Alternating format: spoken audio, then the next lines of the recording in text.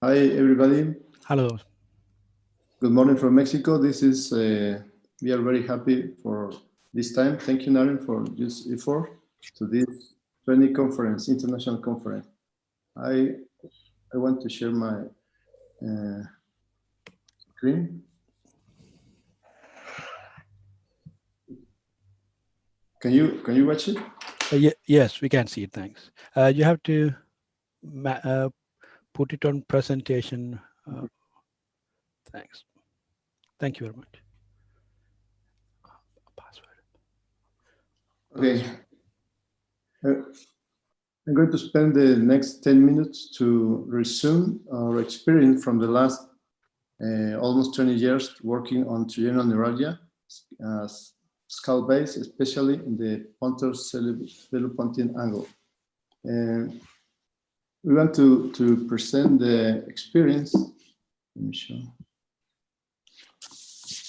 The aim of this study is to present our philosophy about surgical management for minimal invasive microsurgical decompression to the trigeminal nerve, based on 3 principles. The first principle is to preserve the patient life. This is not rare. This is very important. And from the last 18 years, we are very proud that the zero mortality is the goal of the work. The second purpose is not to damage the nerves, neither the vascular structure surrounding the surgical bed, to avoid neurosurgical sequela or complication inherent to the surgery. This is another important point. And finally, the third purpose is to eliminate the cause of the symptom. Talking about the trigeminal neuralgia, it's very severe facial pain. In the next slide, I'm going to present step by step our microsurgical technique.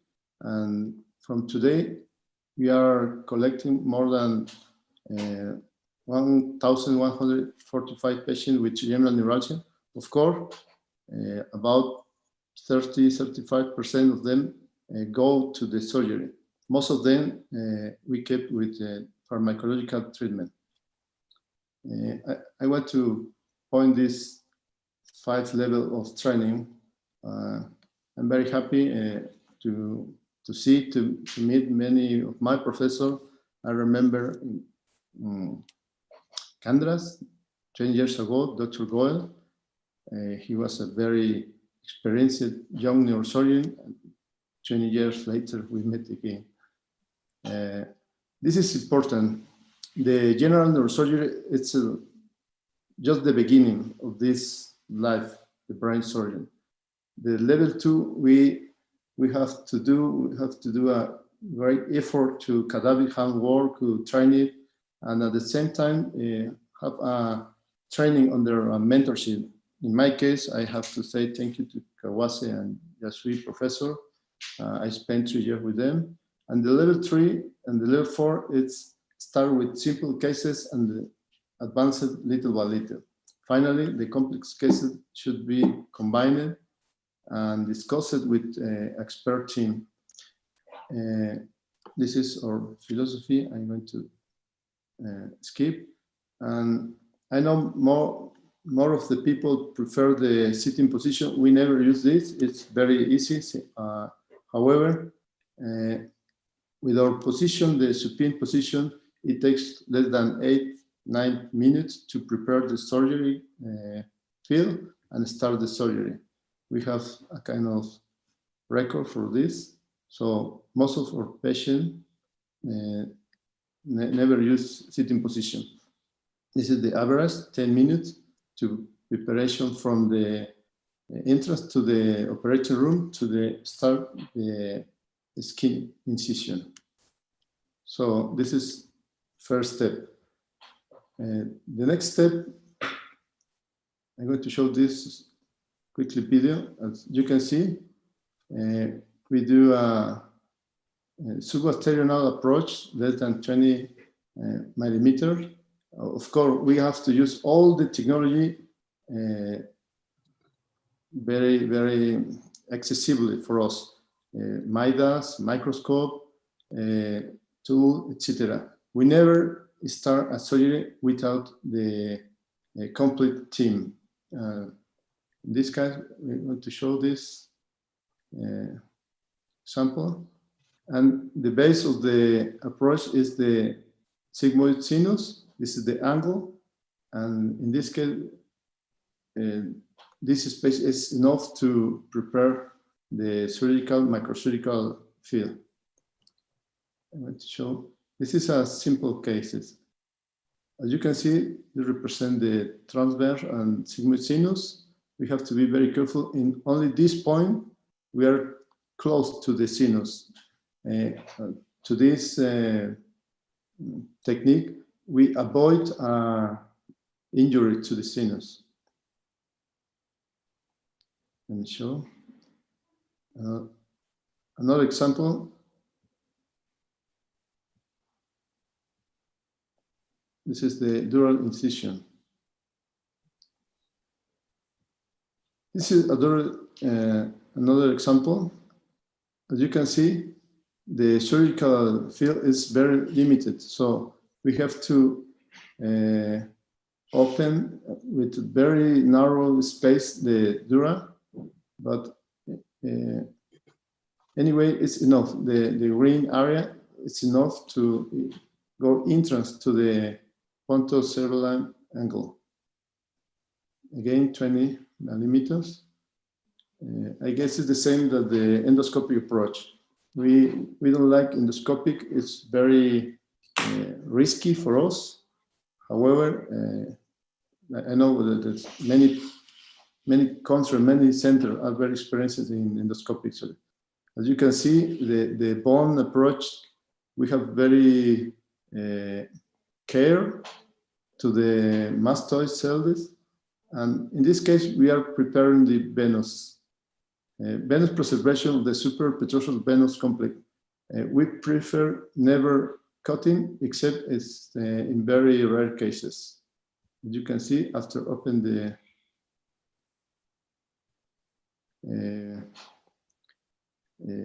cerebellar fissure. In some case, we have to sacrifice and start the microsurgical dissection of the arachnoid surrounding the trigeminal area, as you can see. And in some cases, microsurgical dissection of the arachnoid membrane around the venous complex,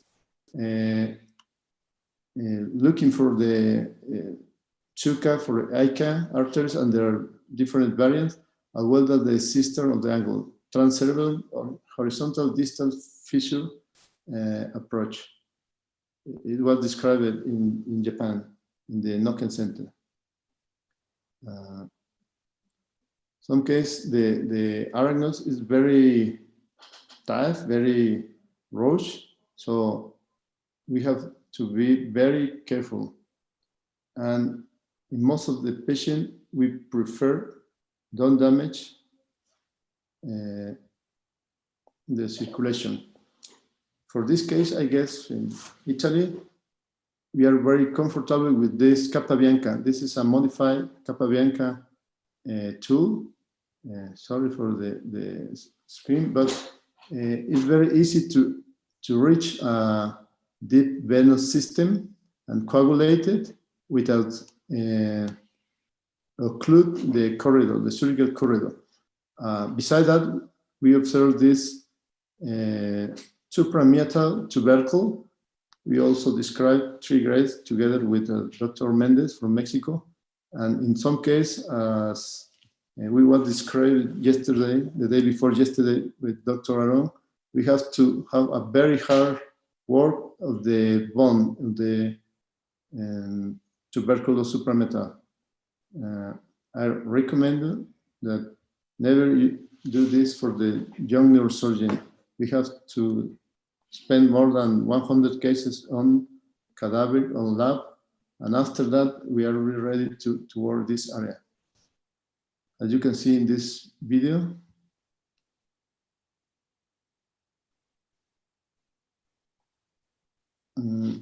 after removal the suprameatal tubercle, we have a very easy, straight, microsurgical corridor. Let me show.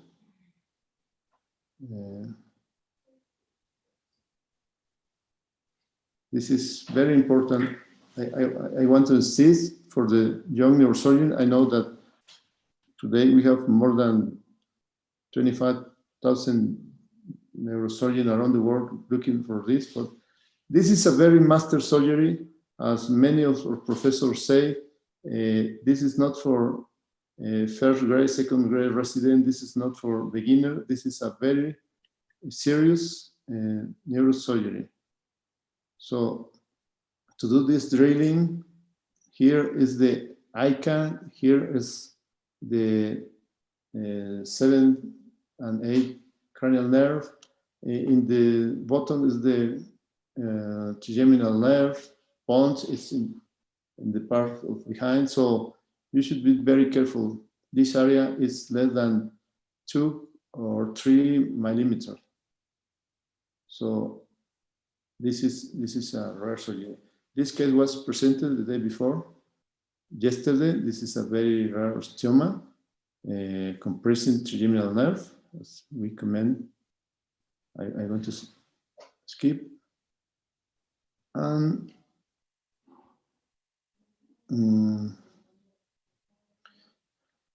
okay, this is our recommendation. Microsurgical exploration and release with the 180 degrees left and right, or one side and other side technique described by us should be the goal. As you can see, once one finish the first decompression, we are able to do the next decompression. In several cases, we have found more than 7 contact points. As you can see in this example, this is very common. After the 180 degrees exploration, we found this small vein touching the bottom of the trigeminal nerve. And after exploring the other sides, we found the other side of the venous. So I strongly recommend it. Not stop the exploration at the beginning. This is very common. The most easiest compression, vascular compression by the SUCA, described by Professor Janetta. We dislocate very carefully, and then we are able to put the, in this case, microfibrillated Teflon. So,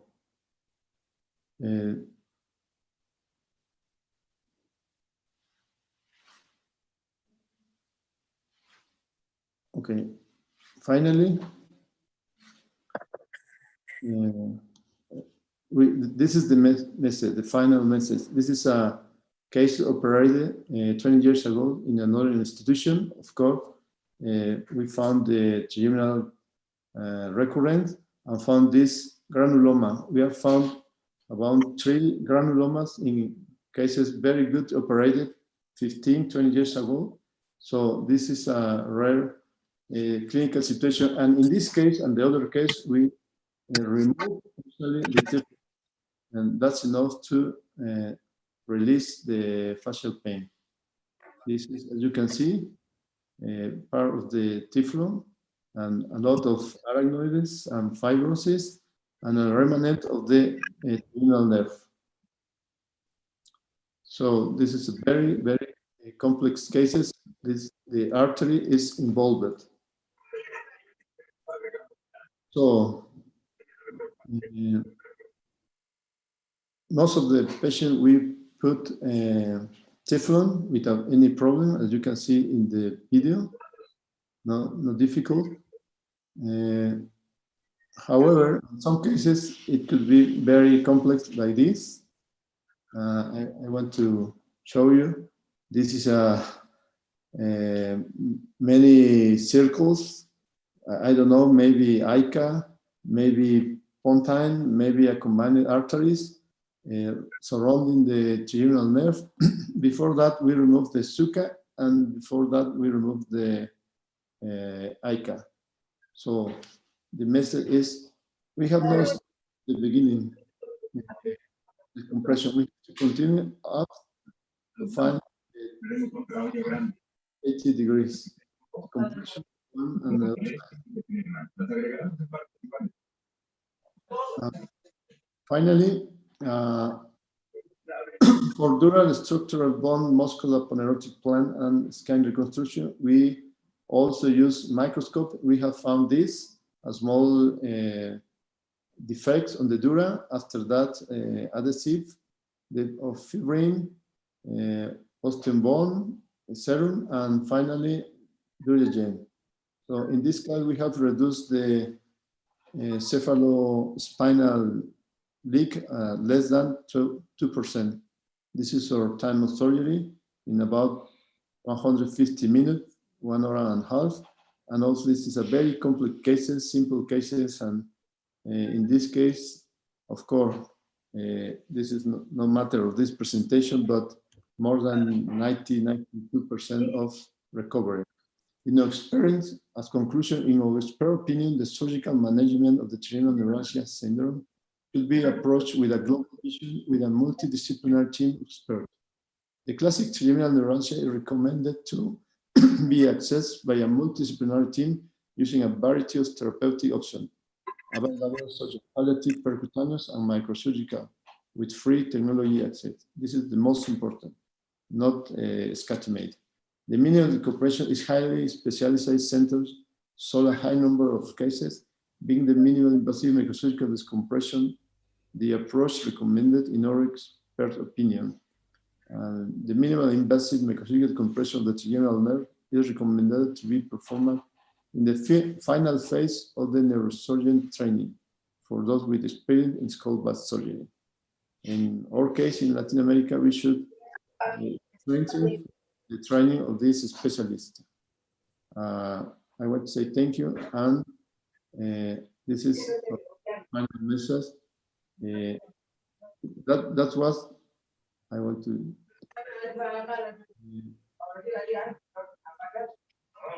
Thank you very much, Professor Segura. It's pretty impressive. I know that you have got a huge experience with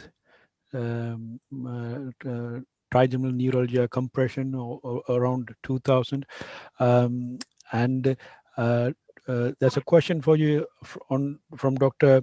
Parak on the chat box, but I think if you can answer that. But can I just ask? I have seen all the skull-based surgeons intently looking at the screens. Professor Arath, could you interpret what you saw for us who are not skull-based surgeons? Thank you. Well, thank you very much. I think this is, first of all, I'd like to congratulate on this vast experience on trigeminal decompression. I think this is a wonderful presentation about the technique, and I think this is important to me. I think the most important issue is just to emphasize the concept of 360-degree exploration and decompression in order to completely free the nerve and trying to assure the better possible outcome. So congratulations on this presentation, Dr. Segura. Thank you. Thank you very much. Dr. Jagili, do you have any comments? And Mr. Kyrillos? Thanks. I have to congratulate the authors. I think, you know, and I agree with him, this procedure, which seems very simple and easy, it requires significant training. There are complications that can occur with this, hearing loss and other issues. So no question that it requires someone with adequate anatomical understanding. So it's a procedure that can be very easy, but it can also be very difficult, as was shown. Thank you. Mr. Kyrillos? Thank you. I agree totally that the primary aim of the procedure is to look 360 degrees around the nerve. Otherwise, in recurrent cases or cases that failed, you will always find an additional vessel that was obscure. But what I have changed over the years, I use the same short incision, but because cosmetically it's the same, but I have been enlarging the craniotomy rather than making it small. And in that way, I could have an angle of view. I did not have to remove a suprameatal tubercle because I can angle the view of the microscope. And I agree that sometimes you try to preserve the petrosal bridging vein, but if that is obscuring your view, sometimes we take it. But the primary aim is to look at the nerve 360 degrees. So my only modification of that I thought the lateral position and the larger craniotomy allow that with more preservation of the nerve and not needing to drill the suprameatal tubercle. Thank you very much, Dr. Gaul. It's like all the gods of skull-based surgery has descended here. Thank you very much, Dr. Gaul. Your observation. Yeah, Dr. Segura, that was a wonderful presentation. Microvascular decompression for trigeminal neuralgia is a fantastic operation. And it is a fantastic operation, but as Professor Fred Gently said, that it is good, but it is not easy. It is a perfect microvascular surgical operation. And you have to do it beautifully. And if you do it satisfactorily, you give new life to the person who is suffering from pain and all those things. So there is no question about this operation. I would like to ask Professor Segura if you can give some information about his experience on hemifacial spasm. What is your little bit 2 or 3 sentences? What is the difference in microvascular decompression that you have done for trigeminal neuralgia and for hemifacial spasm? Do you have some good experience in this, Dr. Segura? Yes, thank you, Professor Goen. I want to say hello. Last time we met in Madras. Yes. Anyway, yes. First, it's very, very rare. Only 113 cases against 1,000, 10% experience. And the other point is facial nerve, of course, is motor nerve, and we never see facial nerve. We always see vestibulocochlear nerve and separate, and the recurrence rate, it's about more than 20% in hemifacial span. So very particularly similar, but in another is not the same result. The rest is the same technique. However, the compression is modeled for arterial. In very rare case is venous contact in facial span. The other thing, Dr. Segura, I want to touch on is the petrosal vein. The petrosal vein that has to be preserved. It is lateral to the trigeminal nerve, and you said it is better to preserve, and rarely you have to sacrifice it. This is what you have said, and I completely agree with it. On the other hand, in cases where you get a petrosal vein bleeding, then it can make the whole operation become very, bloody and difficult sometimes to get hold of it is a possibility. So if there is any issue, I think I will like to sacrifice the vein rather than struggling. It is not such a huge thing not to sacrifice the vein. What do you have to say about this?